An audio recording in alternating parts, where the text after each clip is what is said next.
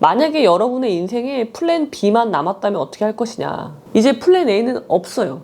결국 회복력은요, 네가 바뀌어야 된다는 거 얘기해요. 긍정을 강조하는 사회예요. 예, 여러분 안녕하십니까. 오늘은 즐거운 토요일입니다. 오늘은 오랜만에 아변의 북돋기기 시간이고요. 제가 오늘 소개시켜드릴 책은요, 회복력 수업이라는 책이에요. 이 책은요, 대만 분이 쓰셨어요. 대만의 심리상담사란 분인데요. 리우페이 쉔이라는 분이에요. 저는 대만이란 나라를 되게 좋아하는데요. 이분은 동양인이잖아요. 이게 동양인과 서양인은요, 달라요. 사고가 달라요. 사고 구조가 다르고, 이 생각하는 그 방법론이 다르다고 저는 봐요. 그래서 똑같은 이야기를 하는데 표현이 서로 다른 거죠. 그래서 저는 이런 거죠. 서양 철학과 동양 철학이 있는데, 저는 제가 동양인이라서 그러겠지만 동양 철학이 좀 더 저한테 다가오는 거예요. 동양 철학은 그냥 읽으면 내 몸이 그것을 아는 거죠. 이게 유전자의 힘이겠죠. 그래서 이 책을 쓴 분이요, 대만 분이기 때문에 동양적인 사고방식이 깔려 있어요. 표현도 그렇고 한자도 나오고. 그래서 저는 이 책을 읽으면서 굉장히 공감하는 부분이 많았거든요. 이 책은요, 여기서부터 시작을 해요. 전 세계적으로 팬데믹이 유행하면서 많은 사람들의 일상이 닫혀요. 언컨택트 시대가 되고, 그리고 모든 것이 락다운이 되는 사회. 이 오프라인의 그런 관계가 단절되는, 강제로 갑자기 어느 날 갑자기 모두 정지. 이게 서서히 가는 국면이 아니라 갑자기 그렇게 된 사회. 지금 우리가 살고 있는 현대를 무대로 해서 이런 질문을 하는 거예요. 만약에 여러분의 인생에 플랜 B만 남았다면 어떻게 할 것이냐. 이제 그 질문으로 시작이 되는 거예요. 내가 어떤 카페를 열었어. 야심차게 나의 거의 전 재산을 투자해서 카페를 열었어. 근데 팬데믹이 왔어. 장사가 안 돼. 그럼 나는 어떻게 해야 되느냐. 카페를 해서 어느 정도 수익이 창출이 될 것이고, 그것으로 인해서 나의 인생을 어떻게 영위해 갈 것인지에 대한 계획이 있을 거 아니에요. 플랜 A라고 하잖아요. 플랜 A가 있어. 근데 강제로 플랜 A가 없어졌어. 그럼 어떻게 할 거야? 이제 플랜 A는 없어요. 그런데 결국 내가 하고 싶은 거는 뭐냐면 카페가 아니죠. 내가 카페를 하는 그 자체가 목적이 아니잖아요. 내가 카페를 해서 수익을 창출해서 다른 무언가를 얻기 위해서잖아요. 그것이 행복일 수도 있고, 아니면 다른 활동이 될 수도 있고. 근데 카페를 못하게 됐어. 그럼 난 여기에 못 가요? 내가 원래 하려던 인생의 목표가 있잖아요. 그걸 못하는 거예요? 그렇지 않죠. 어떻게 가야 돼요? 이게 플랜 A가 없어졌어. 그럼 어떻게 돼요? 플랜 B를 찾아야 되는 거죠. 플랜 B로 가는 방법을 이 책은 얘기를 해주는 거예요. 플랜 B로 가면 내가 원래 가고자 했던 그 목표 있잖아요. 거기에 갈 수가 있다는 거죠. 근데 우리는 플랜 A가 없어지면 우리는 주저앉아요. 인생에는 플랜 A뿐만이 아니라 B, C, D, E, F 굉장히 많은, 내가 원하는 목표에 다다르기 위한 굉장히 많은 길이 있는데, 그 길을 보지 못하고 주저앉아서 나는 실패했어. 그렇게 보게 된다는 거죠. 그러니까 이 책은 그것에 대한 질문에서 시작을 해요. 여기 보면요, 그런 사례가 나오거든요. 우리는 다 그런 시점이 있어요. 나의 인생이 산산조각이 나는 시기가 분명히 와요. 누구나. 자, 남편이 세상을 떠났어요. 얼마나 슬프겠어요. 그리고 얼마 후에 아이들이 다니는 학교에서 아빠가 참석해야 하는 행사가 열렸어요. 한 친구가 내가 대신 가주겠다고 말을 했어요. 그러니까 주인공이 울면서 말해요. 내가 진짜 원하는 건 남편이 함께 가주는 거야 라고 얘기를 해요. 친구가 뭐라고 했을까요? 친구가 이제 옵션 A는 존재하지 않아. 그러니까 옵션 B를 선택하는 것에서부터 시작해보자. 그렇게 얘기를 하는 거죠. 이게 우리 인생의 옵션 A가 사라지는 순간 우리는 어떻게 해야 되느냐. 자, 제가 이 책을 읽으면서 감명 깊게, 그러니까 여러분 책을 읽을 때요, 구조적으로 읽으셔야 돼요. 그러니까 책을 메모를 이렇게 하셔야 되는데요. 그러니까 가능하면 글을 막 쓰는 게 아니라, 이거 뭐 필사하는 것도 아니고 그냥 쓰지 말고요, 구조화하세요. 그러니까 그림을 그리라는 거예요. 문제 제기가 있으면 문제 제기의 핵심 단어를 쓰는 거예요. 그 다음에 이것을, 이 책은 어떻게 풀어나가고 있는지 그것을 도식화하세요. 그래서 한 장, 두 장으로 압축해내는 게 그 책을 다 읽은 게 되는 거예요. 완전히 내게 되는 거죠. 이거는 지금 모두 260페이지인데요. 이것을 다 읽으면 한 장, 두 장짜리의 A4 용지로 그렇게 정리가 되면 이 책을 진짜 내 거로 만든 게 되는 거죠. 그렇게 읽으시면 좋을 것 같고요. 자, 이 책은 이렇게 구성되어 있어요. 자, 질문은 뭐예요? 너의 인생에서 옵션 B만 남았을 때 넌 이제 어떻게 할 것이냐, 그것에 대한 해답을 찾아가는 거예요. 그것을 우리가 회복력이라고 불러요. 회복력, 뜻이 뭐냐면 적응 방식의 변화를 통해 역경에서 다시 튀어오르는 능력, 역경과 도전을 통해 성장하는 힘을 회복력이라고 해요. 자, 그럼 여기서 중요한 단어가 나왔죠. 뭐가 나왔어요? 변화가 나와요. 변화. 그러니까 뭐냐면 결국 회복력은요, 네가 바뀌어야 된다는 거 얘기해요. 자, 상황이 바뀌었어. 자, 앞에 문이 닫혔어. 내가 가려고 하는 문이 닫혔어요. 근데 내가 거기 앞에 서서 문이 닫힌 걸 인정하지 않아. 그리고 거기 주저앉아. 주저앉기로 결심해. 그리고 울기도 하고 참고 기다려. 원망도 하고 문이 열리길 기다리는 거예요. 고통스러워. 신에게 기도를 해. 그렇지만 그 문은 열리지 않아요. 그 문은 닫혔단 말이에요. 그러면은 여기서 변화는 뭐예요? 변화를 주려면 내가 다른 문을 찾아야 되는 거죠. 이제 거기서 돌아서야 돼요. 뒤돌아서 나와야 된단 말이에요. 다른 길로 가야 된단 말이에요. 그걸 못하고 있는 거예요. 그러니까 변화를 못하는 거죠. 회복력의 가장 큰 핵심 키워드는 변화예요. 변화. 누가? 내가 변하는 거예요. 내가. 상황은 안 변해요, 여러분. 자, 사실 상황이 변할 수 있죠. 어떻게 해야 변해요? 내가 변하면 상황이 변해요. 세상이 변하는 거예요. 나는 그대로 있는데 세상이 변하길 원해? 그건 변하지 않아요. 절대. 어떻게 해야 돼요? 내가 변하면 세상은 변한다. 세상을 변화하는 방법은 굉장히 쉽습니다. 되게 재밌는 게 여러분, 이런 지금 현대 책이잖아요. 현대 나온 책이요. 고전의 그 말들과 다 이어진다는 걸 보면요. 굉장히 놀라운 경험을 하게 되는데요. 제가 이 회복력 수업이란 책에 나오는 구절을요, 논어랑 연결시켜 볼게요. 한번 여러분 보세요. 어떻게 연결이 되는지. 자, 지금 이 책에서 말하고 있는 게요. 자, 회복력이잖아요. 회복력은요, 가장 기본이 뭐냐면요. 가장 핵심이 뭐냐면요. 적응 방식의 변화를 하는 거예요. 적응 방식의 변화가 있어야 돼요. 이게 뭐예요? 이게 바로 변태를 해야 된다는 거예요. 태를 바꿔라. 애벌레가 나비가 되는 과정이에요. 변태를 해야 돼요. 근데 변태하려면 어떻게 해야 되냐면요. 이 말 여러분 기억나시나요? 궁죽변, 변직통, 통즉후. 이 말이에요. 결국. 이게 어디 나오는 말이에요? 주역에 나오는 말이잖아요. 자, 지금 이 책은요. 여기에 초점을 맞추겠어요. 궁즉변. 이 말이잖아요. 궁하면 변하고, 변하면 통하고, 통하면 오래간다. 이 말이 저는 인생의 가장 핵심적인 말이라고 생각을 하는데요. 자, 여기서 이게 어떻게 연결이 되는지 볼게요. 그러니까 여기서 중요한 건요, 궁이에요, 궁. 궁이 뭐예요? 내가 궁한 걸 알아야 돼요. 인식이 있어야 돼요. 그걸 이 책에서는 뭐라고 표현하냐면 취약성이라고 해요. 취약성을 인정해라라고 해. 너의 취약성을 인정해라. 그러니까 변화를 할 수 있는 핵심은 뭐예요?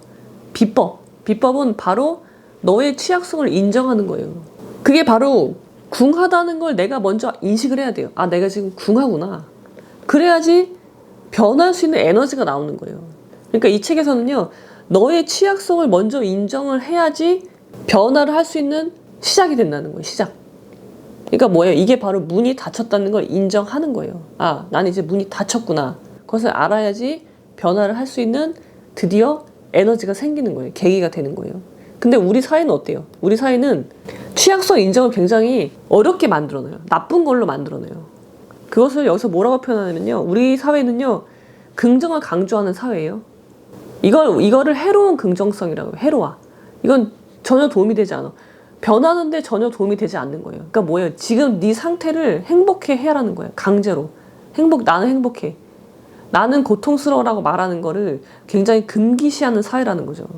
그래서 실패를요, 자연스럽게 말할 수 있는 사회가 돼야 돼요.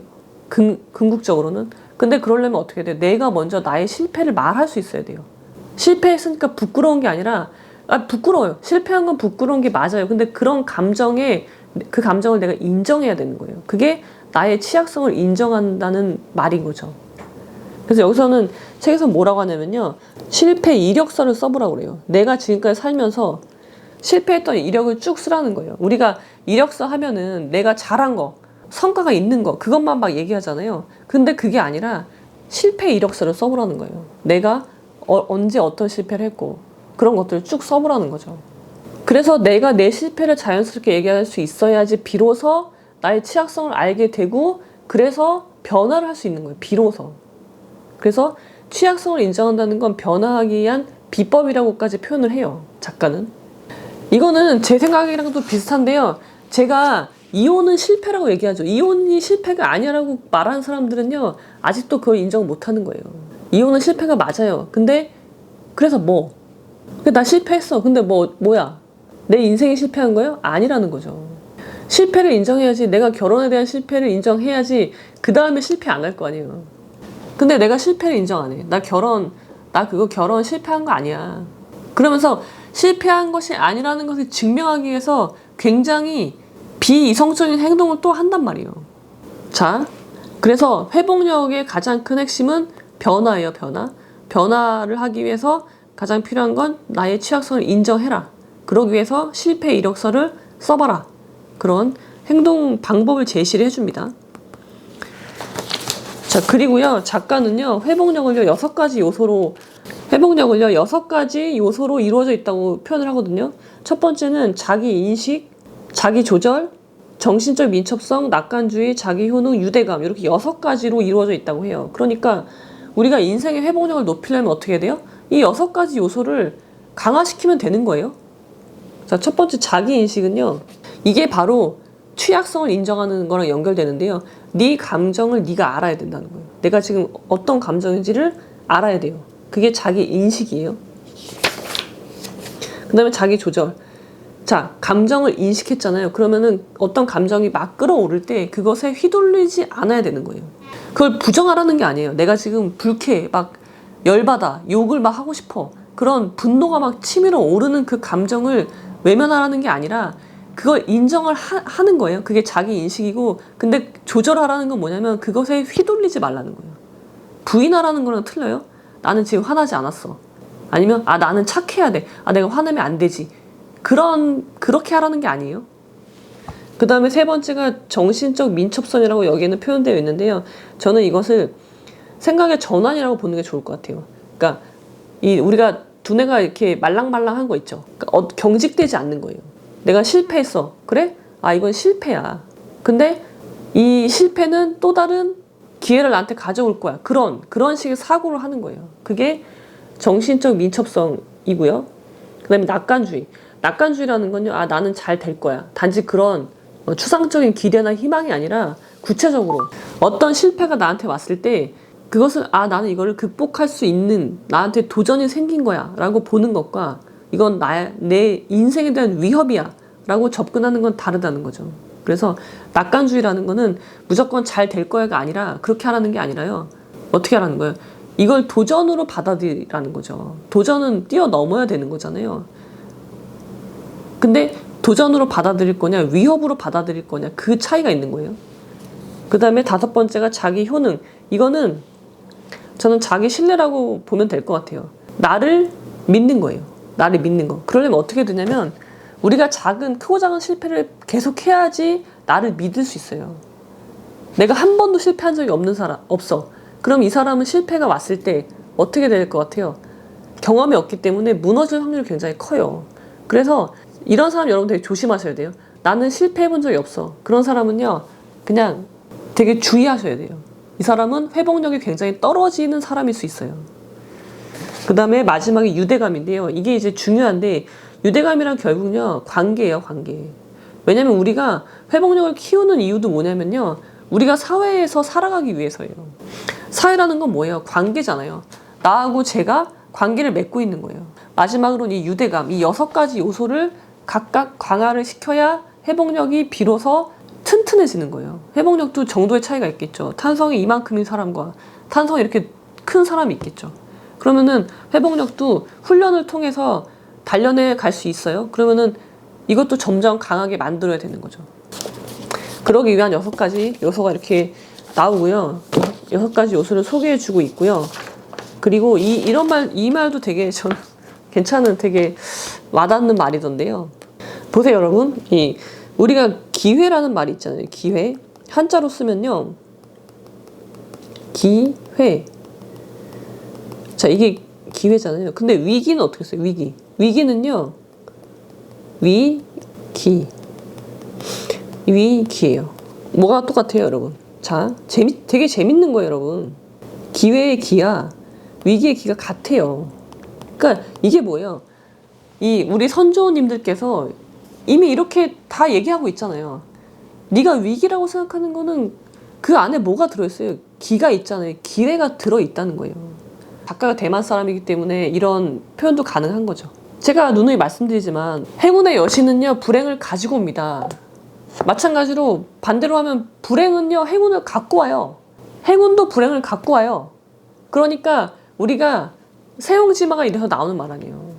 어떤 일이 있다고 해서 좋아할 필요도 없고요. 내가 슬픈 일을 겪었다고 해서 막 하늘이 무너진 것처럼 좌절할 필요도 없다는 거예요. 그 어떤 것도 내 인생을 본질적으로는 못 바꾼다는 거죠.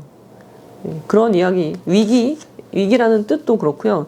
자, 그렇습니다, 여러분. 위기는 기회의 다른 말이에요. 그러니까 여러분들이 그 회복력을 높이기 위해서 그 이 책에서 얘기하고 있는 그 6가지 각각의 요소들을 훈련 한번 해보세요. 그러면은 그 구체적인 방법을 하나씩 들어가서 내 안의 감정을 어떻게 내가 다룰 것이냐, 그것에 대해서는 다음번 시간에 말씀드리도록 하겠습니다. 여러분들의 회복력을 높이기를 기원 드리면서, 자, 오늘 북복 얘기는 여기까지. 어디 나오냐? 어디 나오냐? 일단 이게 자 이런 거예요. 보면은, 그러니까 그 다음에 또 이제 재밌는 게요. 이 책에는요 내 안의 감정을 다루는 연습이라는 이제 편이 나오는데 거기에 보면 되게 재밌어요. 자, 뭐가 나오냐면요.